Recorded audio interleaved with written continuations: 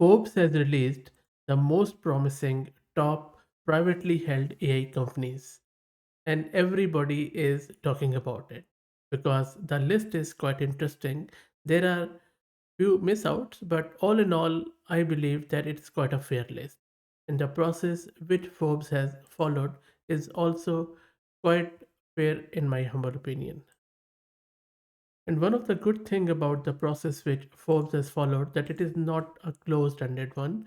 They first started it with an open call for nominations, and then with the help of their data partner Meritage Capital, they outreach to thousands of possible contenders.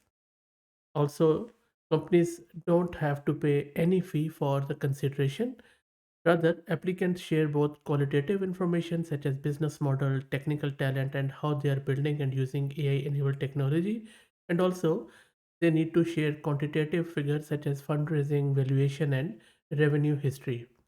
Applicants have the option to submit certain data confidentially. Also, if your company is submitting diversity data through its own component, then that is optional, but I think that has quite an impact on this one. So Forbes didn't do it alone. They included their data partner, as I mentioned, Meritech and also Secure Capital, and they also identified a small group of standout startups which did not submit the applications to. So they also considered the applicants who didn't apply, which is quite good. And they also evaluated publicly available data from PitchBook, Crunchbase, and LinkedIn. They also expanded the eligibility from companies in North America to all privately held companies globally. And I'm very glad that one of the Australian company also made the list and really proud of them, Leonardo.ai. So they made the list, amazing stuff. Also, Forbes received just close to 2,000 submissions. And also, for example, last year the submissions were only in 796, but this year they were close to 2,000. And the submissions were reviewed quantitatively through a first pass algorithm developed by Konstantin Buller, who is a partner at Secure Capital. It scores companies based on three rough criteria: financial performance, company culture, and diversity.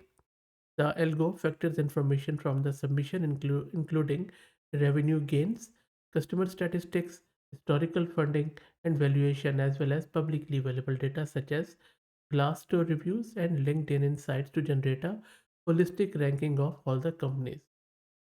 Non-disclosure of data does not negatively impact a company's application.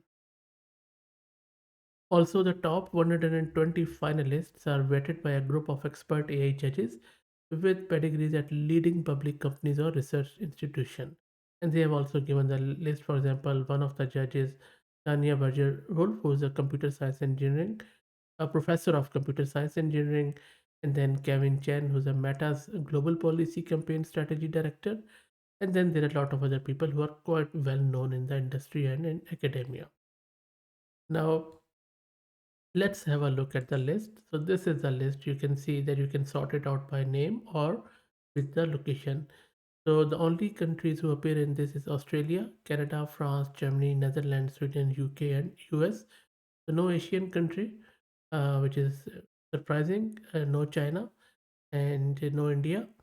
So that was a bit of a surprise for me that I was expecting at least one or two startups from India and surely from China to be in there.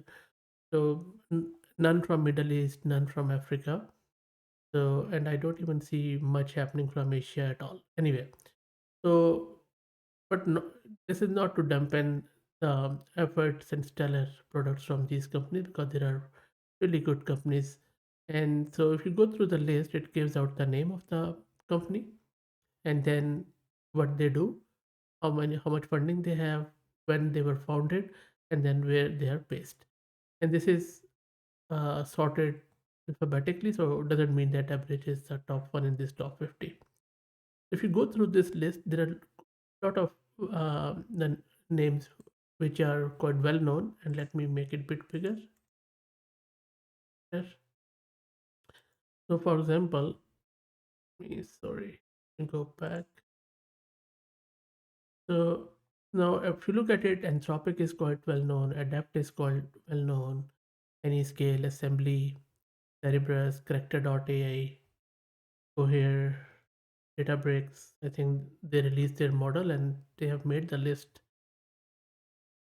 11 Labs is there. So a lot of the names which are very, very well known now. Hugging Face is there, LangChain, Midjourney, Mistral, which is should be there, of course, OpenAI. So really amazing stuff here.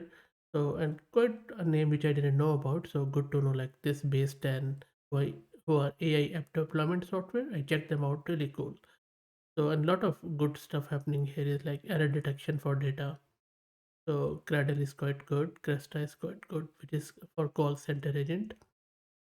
So for example, if you sort it with the country, in Australia we have this Leonardo.ai, which is a image generation service with 31 million in funding, and they are based here in Sydney, in my city.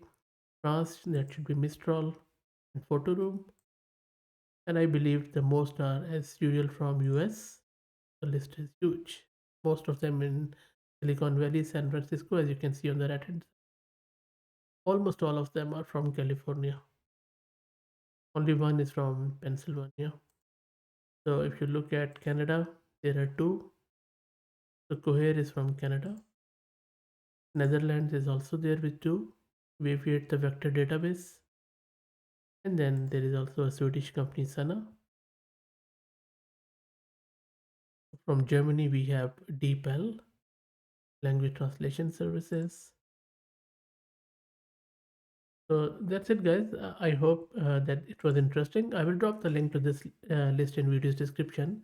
Let me know what do you think, and if there is a company you think that should be in this list but didn't make it, please feel free to put it in the comments, and we can review it. Of course, we can make it our own list. That's it, guys. I hope that you enjoyed it. If you like the content, please consider subscribing to the channel. And if you're already subscribed, then please share it among your network as it helps a lot. Thanks for watching.